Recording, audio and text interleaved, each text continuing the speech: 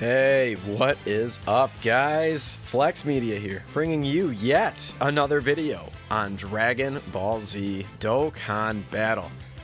Now, we are here in the Dokkan Virtual Ultimate Clash, affectionately known sometimes as Battlefield.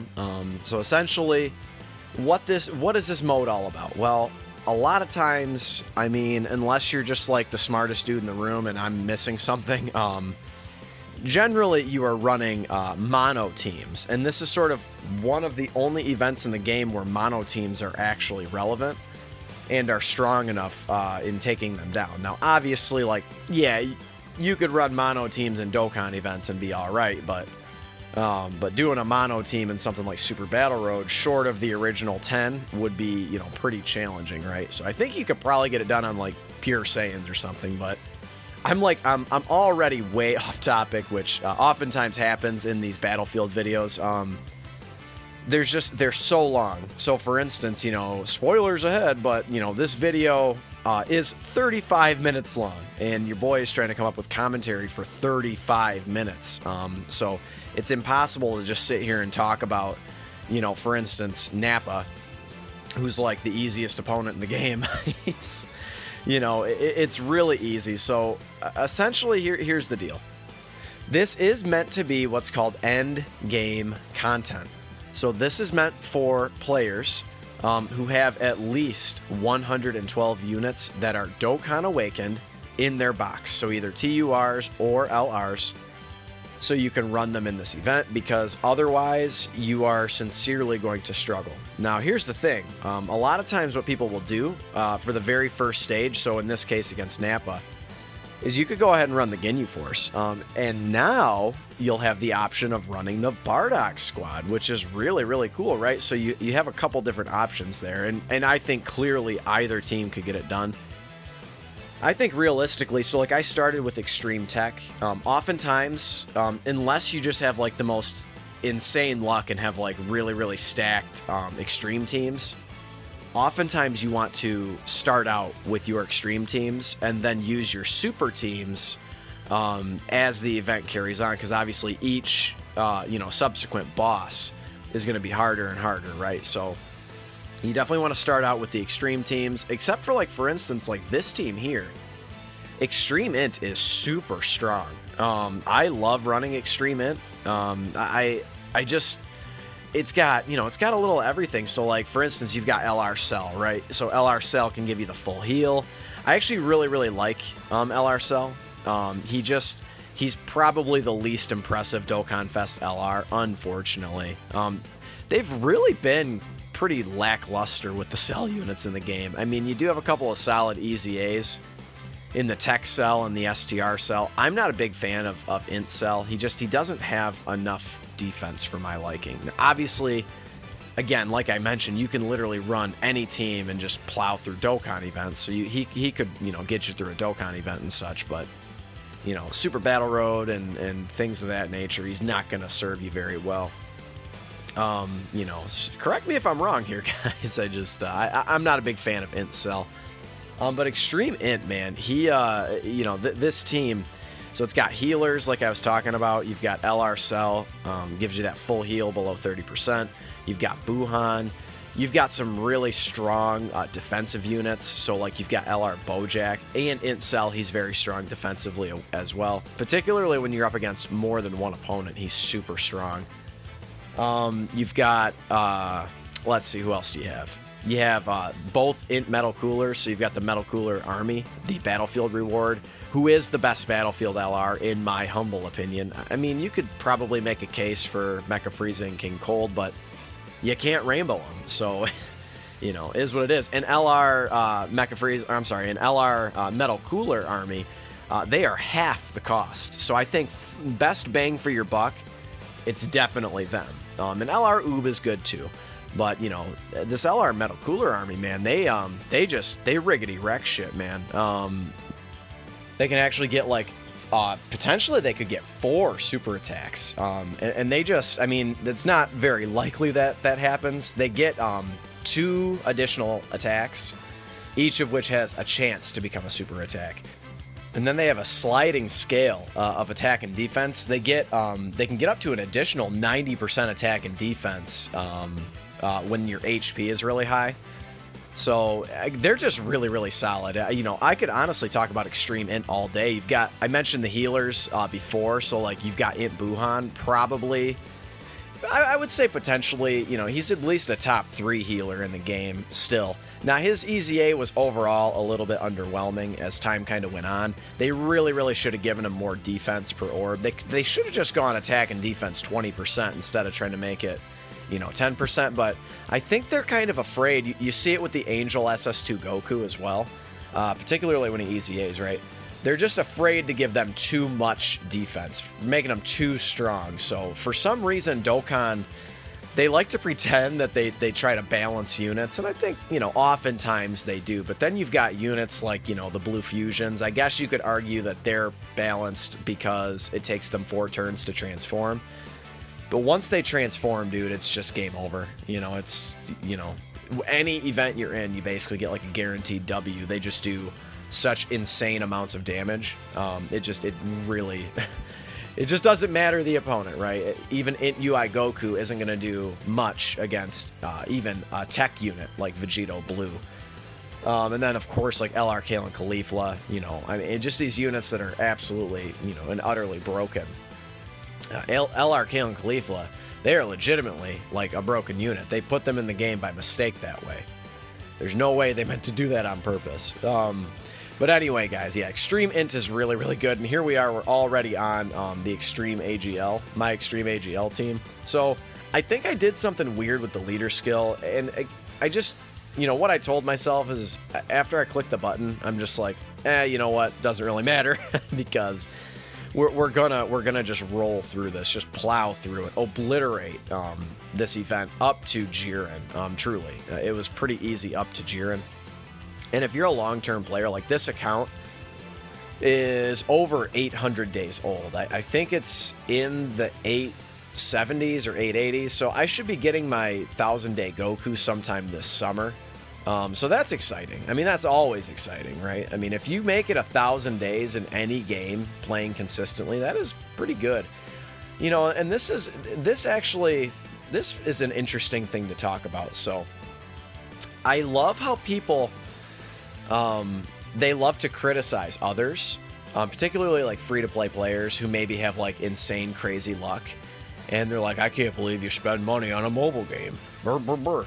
And it's like, dude, name me another game that like some players have played. So like if you're like a, hardcore or a diehard Dokkan fan or whatever, and you've been playing this game, some of you since day one, you're up to over 1,500 days, right? I mean, you're closing in on 2,000 days. Name me one other game in existence that has held your attention for 2,000 days or more. I mean, there's not many. I mean, for me, the list is very, very short. I mean, maybe Pokemon Fire Red or something like that. Like, I could still pick that up and play that right now. I've beaten that game well over a dozen times, like, fully completed it. So, it's, but those games are very, very few and far between, right? So, or far and few between, whatever the expression is. That's what they are.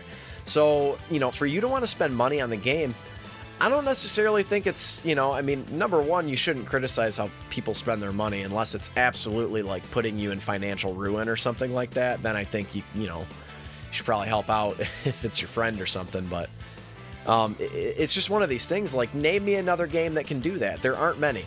So, like, you go and you buy, and I know that some of these other games, like, oh my god, like, what's the one that Ninja plays?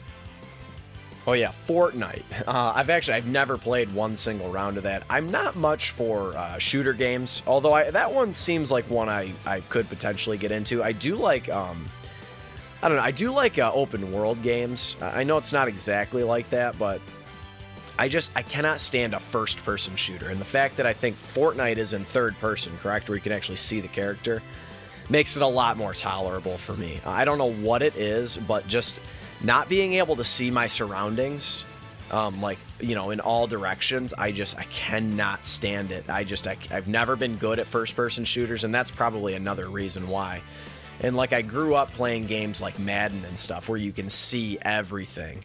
And then you know, so like for instance, like I love Skyrim as well. You know, Skyrim, that's another one of these games that I've picked up time and time again. And they keep and they're smart. You know, is it Bethesda? I can't ever pronounce that name, but that studio, they're smart because they keep re-releasing it for all these systems that come out. So very, very smart because people still love that game.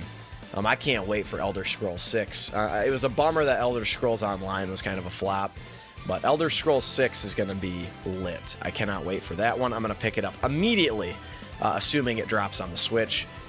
I am also waiting patiently for Kakarot to drop on the Switch because I still really, really want to play that game.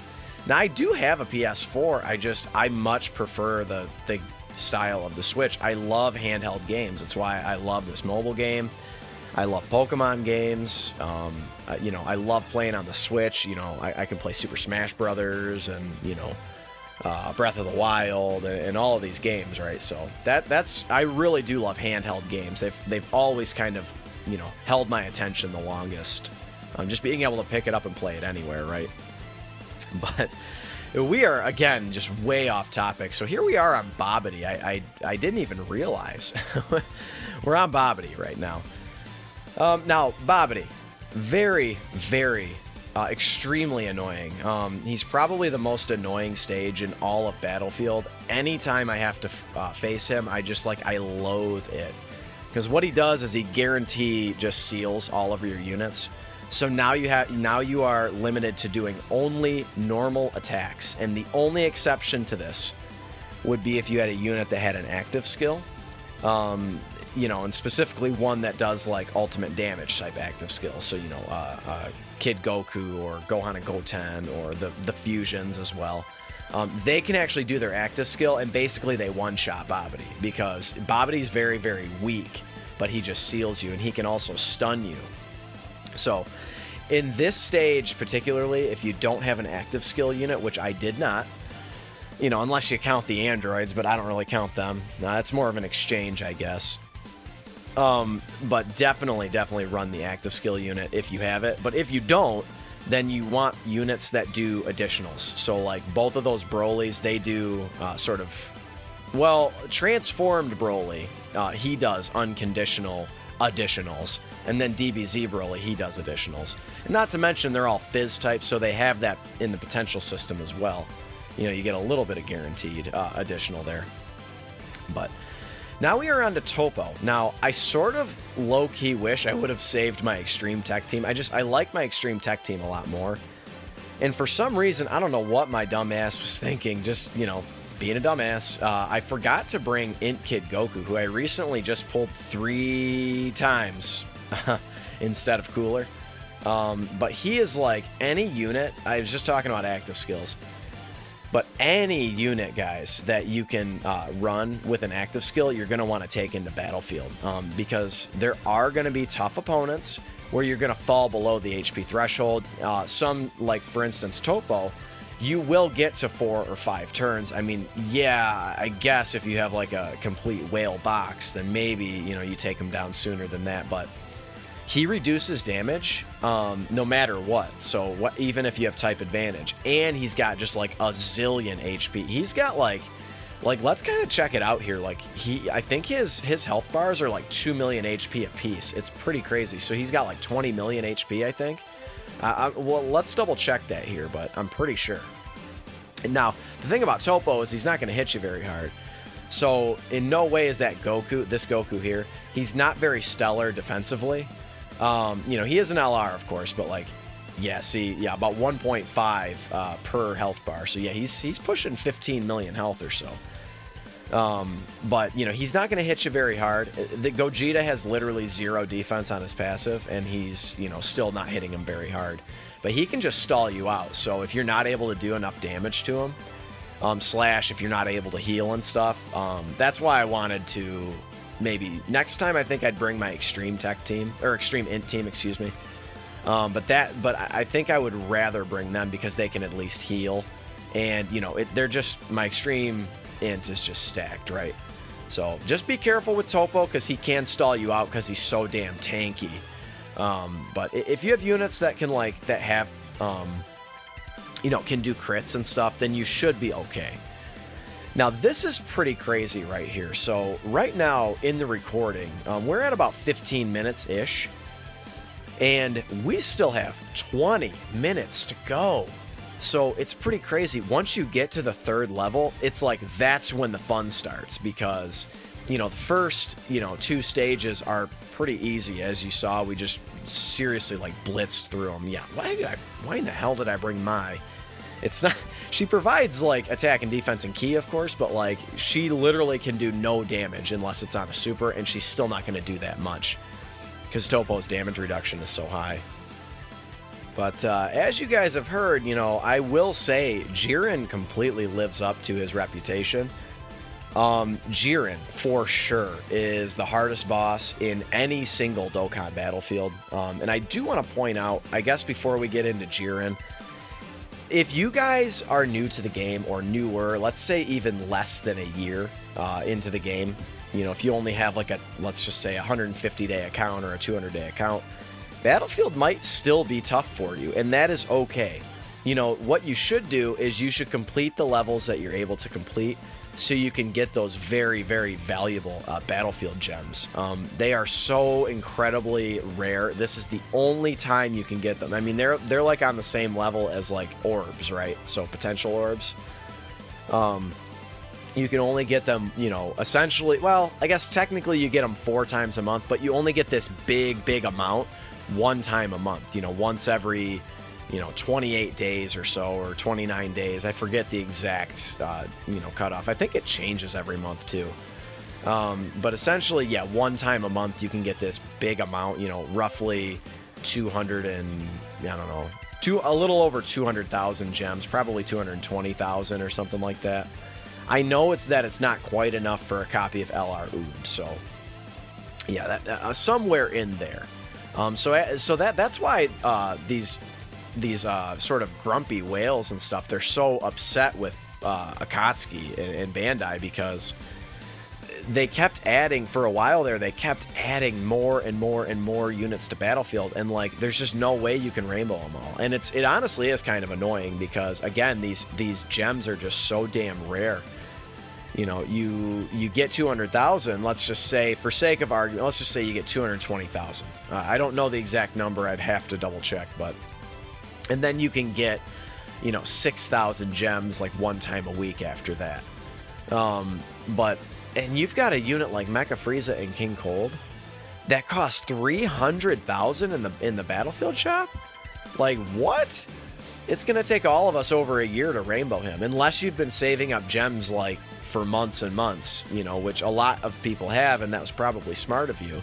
But it's like, I like a lot of the units in the Battlefield shop. So like, for instance, Int Krillin or the AGL Android 18, like, I'll probably never rainbow them. I have a copy and a dupe of Krillin, and I have a copy of Android 18. And you have to buy their Awakening medals with Battlefield gems. It's just like everything in there. So to fully like awaken them, so like, for instance, let's just take Krillin. Like, you know, they're both 70,000 apiece, the Krillin and the 18. So if you want to rainbow Krillin, so 70,000 times 5.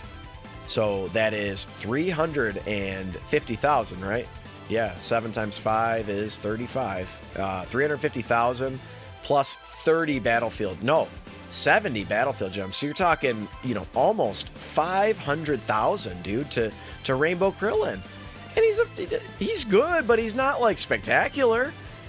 It's like, come on, man. And then it costs to rainbow Mecha Frieza and King Cold, literally cost 1.5 million Battlefield gems. They have to do something. What they should do, and I hope that they do, they need to add either a stage 4 or give us more units to fight in the 3 stages. You know, fill up all of those little question mark boxes. Fill them all up, baby. Fill them up. Fill me up with Battlefield gems, man. I want them, because we're never going to be able to rainbow all these units. You know, you know, and then not to mention some of the older ones. So I mentioned before the LR, you know, Metal Cooler Army, for instance. You know, like, it's still gonna, it doesn't take quite as long. You know, that's only, you know, 600,000, so you can get that in just a few battlefields. You know, but then, like, even like the SS2 Angel Goku and the Majin Vegeta that's in there, like, they're both pretty effing good. You know, and they can both be used in Battlefield. You know, that's probably where they would, you know, shine the most, I would say, is on a mono team. Because they have been replaced, unfortunately. But, like, dude, I like to rainbow free-to-play cards, you know, and I'll never probably be able to rainbow them, and it's really annoying. I know that was, like, a really huge tangent. We've already beaten Dispo at this point. Dispo's super easy. Just be careful of his dodging. I mean, you saw he dodged one of our supers. It was hella annoying, but he doesn't hit very hard. You know, he doesn't, you know, he takes a lot of damage, so, like, you'll do all right. Now, Turles, he's annoying because he can stun you. So what you probably should do is whoever is the weakest unit on your rotation, because you don't have to worry too much about rotations in something like Battlefield or, you know, Ultimate Clash. You know, you just, because it's usually only about 3 turns. So you just really want to get units that all link up well together is ideally what you want to do. So you'll see when we take on Jiren, I try to bring a full over and a flash team, and then I try to bring a full, you know, prepared for battle team, or as close to it as I could. So, you know, but we'll talk about Jiren, you know, in a few minutes here. We're probably another, you know, I don't know, 7 or 8 minutes out from Jiren, something like that. So, because we still have to take on STR Fat Boo, I think. So, but this Turles is not bad at all. Again, he can hit you decently hard, and I think he might be able to double super as well. So just be on the lookout. But if you have units like this, you know, LR Bardock, this EZA Goku, I might add, is so good. You know, he's no longer the best Super Saiyan Goku in the game. You do have Spirit Bomb absorbed Goku, but this dude, for just like an old ass unit that they just completely brought back to life. You know, he's got this potentially this 70% chance to crit when your HP is low. You know, and ordinarily it's a 50% chance to crit, and he's got a 70% chance to stun. He's so good, and you can't stun a ton of Battlefield enemies, but we just did 2 attacks there, and they crit, so we just did a ton of damage to Turles. So, like, it does, and he's pretty solid defensively. I mean, he's not stellar, you know, he's not going to stack his defense or anything like that, but in something like, you know, Ultimate Clash, he's going to be just fine. He's very, very good for Ultimate Clash. And, of course, we were getting defense from the Great Saiya people there, so that was nice, right? They're also a very good unit. Just recently rainbowed them, and did the extra grind for a... you know, for the free SA, so I did an extra copy as well. So that is one tedious grind, but if you can get it done, I would highly recommend it. They're quite good, just, you know, an overall unit. Like, they've got the high LR stats. They don't get attacked from their passive, so I would go ahead and just probably prioritize additional. That's probably what I would do, because they seal on their 12 key super. So if you get their 18 key super, they don't seal, right? But if they get the additional attack, then they can seal the opponent. So that's really, really cool. And they provide some really, really nice support on their 18 key super. I think they give support for 2 turns, so that's really cool, right? And there we go. We just absolutely annihilated Turles. We are on to STR Fat Boo. Now be careful of Boo. Boo can heal. And the other super uber hella annoying thing that he does is that he changes key spheres to candy. I don't think, like, there are some units like with this cheeky ability to kind of like recover HP with candy, like Candy Vegito, I think, is one of them, right? Does he recover HP with candy? And then I think one of the Halloween Great Saiyaman Trunks, you know, where he's dressed up, I think he might recover HP with candy as well. There's the Int base form Vegeta from the Majin Buu saga. He recovers HP with candy, but I don't think it's really necessary. Especially because we're running mono AGL, which is, you know, probably, I mean, is akin to, like, like a mid-tier category team. You know, Mono AGL just has some of the most powerful units in the game. Most recently, the AGL Bardock, who I have not pulled and I probably will not pull. It just is what it is, man. You know, sometimes, you know, you grind up these stones if you're free to play, or if you're a whale, you spend money. And sometimes, man, you don't get lucky. And your boy, I'm not trying to bitch too much about this, but if you guys can relate to tell me your biggest shaft in the comments below. Like, I am curious to know. I've gone, let's see. So I went 750 on cooler, 750 stones on cooler. Did not pull a single cooler, did not pull a single Namek Goku. I pulled 3 Int Kid Gokus, and that was basically it. So that was kind of a shaft. I mean, if I do say so. So 750 for me is like a big time shaft. It's honestly one of my all-timers. And then for AGL Bardock, I went 350. You know, some of them that were left over, so, you know, it didn't hurt too bad. But I went 350 and I pulled 1 Raditz, and literally, dude, literally 0 Dokkan Fest units. It was the strangest thing. I've never, you know, and granted, you know, that's, what, 7 multis, so it's not that many multis, you know, but also it's like, you know, you should pull a Dokkan Fest unit. You have a good chance of pulling Dokkan Fest units on Dokkan Fest banners. So I didn't pull 1 single Dokkan Fest, just the 1 Raditz, and definitely no Bardock. So on the last 2 banners, and I don't really count LR banners as being shafted, because you're kind of a fool if you summon on LR banners if you're not a whale. You are. Or if you're, you know, doing it for content's sake or whatever, that's different. But you're a fool, because the odds of you pulling an LR are so insanely low. So you've got to have nano level luck to want to summon on those banners, because we're finally on Jiren, by the way. So this is going to be interesting. But I'm almost done with my shaft story, I promise. But yeah, you're not you're not using your stones real wisely if you summon on LR banners.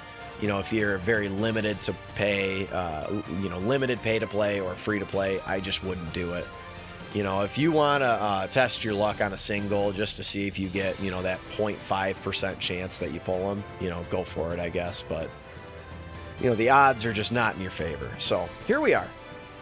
This is the big boy, the big boy. This is Jiren. And like I said earlier in the video, he certainly, his reputation precedes him. He definitely lives up to it, man. He is very, very tough. So what makes him so tough is that he'll super you, and he'll hit you for 150k. And if you know anything about Battlefield, a lot of times your teams are not really that high on HP, you know, just because they are mono-type teams, unless you get lucky and you're able to kind of run a pseudo-category team. So, like, you can do that with a lot. So, like, Goku's family, you could do that. Kamehameha, you could do that. Vegeta's family, Pure Saiyans and stuff, you could do that.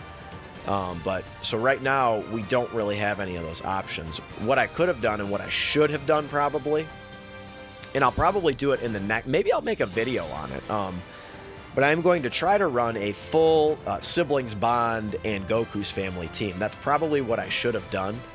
But, you know, I just decided that I'm gonna, my strategy going in, and I think it's a fair strategy for sure, but my strategy going in was, I'm going to just make 2 really good monotech teams, and then that should be enough. If I can get Jiren's health low enough with my first team, then I have a second team just in the hopper, just, you know, ready to go. But as you can see, man, Jiren, like, not only does he hit you like an absolute supernova, he's got a ton of health, dude. I mean, this first rotation, we've only taken down 1 health bar, and thank God for Candy Vegito on this stage, because Candy Vegito just saved our ass. Just saved us about 100 and probably close to 200k in damage, so we would have easily perished on this next turn.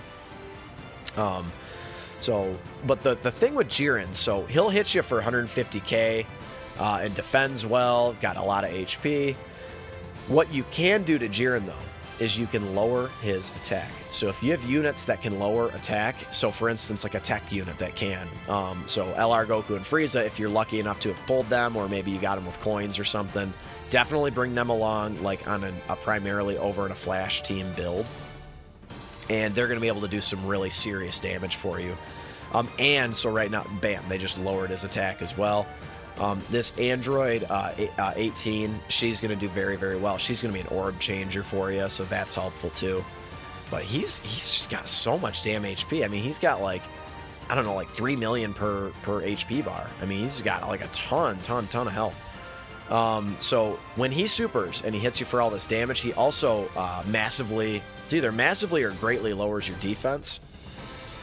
And what this does is, after he supers you and hits you for all this damage, and now he's lowered your defense, he's going to hit you like a train, even on his normal attacks. He's going to hit you for 20, 30, 40k, you know, if you're not prepared.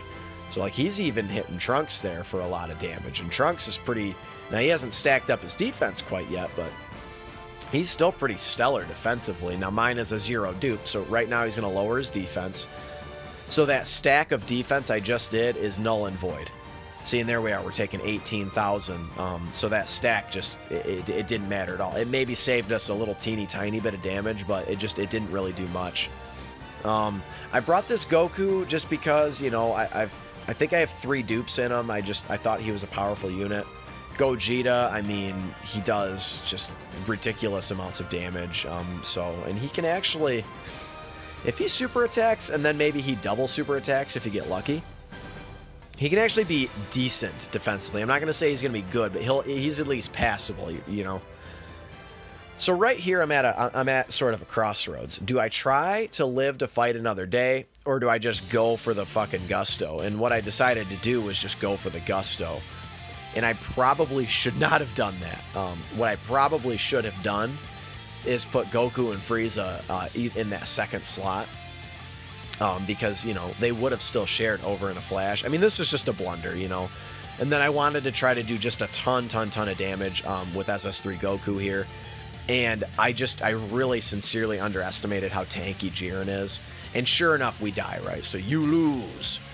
But luckily, we've got him down to 34% HP. And now we can sort of just, you know, luckily we don't have too much to go. So I think what I do end up doing is doing sort of a pseudo siblings bond / all types lead, which is probably, again, what I would do moving forward. I think it just seems like, you know, sort of like when it would be a similar team to if you're doing that Wrathful Broly Easy A. You know, so like right here, we're going to lead off. Now, okay, so I did not do Siblings Bond. Okay, so I just did 2, you know, I did a 90% 3 key, and then I did a 90% and 2 key leader. And it did, you know, again, we did get the W. I mean, sorry, but spoilers, you know, what are you going to do? Super Saiyan 4, the full power Goku, what did I decide to do here? Okay, so I went with Icarus and Gohan because they do have the potential to heal. If we fall below 30%, they give us a full heal, which is really, really clutch. Probably should have brought LR Oob as well. You know, LR Oob, he does a lot. So on his super, he lowers attack, and that's on his 12 and 18 key super. And if you fall below 40% HP, he's going to transform, which is very, very common against Jiren to fall below 40% HP. Oftentimes, you're working with, you know, definitely less than 100%. So, and then if we do get him to transform, then he's going to greatly lower attack on his 18 key super. He's randomly changing key spheres to rainbow, and then he gets 2 additional key, so 3 key, on every rainbow key sphere. So, like, it was really just like a blunder that I don't know what I was thinking. Probably what I was thinking is I was trying to consider the time of this video, and I was trying to get through this as fast as possible. But I think next time I run this event, I'm going to go ahead and just bring Oob, or I'll do that Siblings Bond team. Because Oob is just like, he is probably like one of the very, very top tier options for this Jiren fight. Just with his ability to greatly lower Jiren's attack, and so he's not able to do so much damage to you. It's really, really helpful. I actually, you know, shout out to the Truth DT, but there's a lot of Peppy Gal units that lower Jiren's attacks, so that would of course be a great choice as well. If you got a few, like for instance, you know, Ribrianne would be a good choice as well. I believe she lowers attack on her super. LR, you know, this SS4 full power Goku I brought just because he does crazy damage, and I've got 3 dupes in him. And there we go, guys. We got the W indeed. If you have made it this far in the video, slap a like for your boy, man. It really helps support the channel. And of course, consider subscribing if you're new. I love all of you guys, and thank you for the support, and I'll catch you in the next one. Later.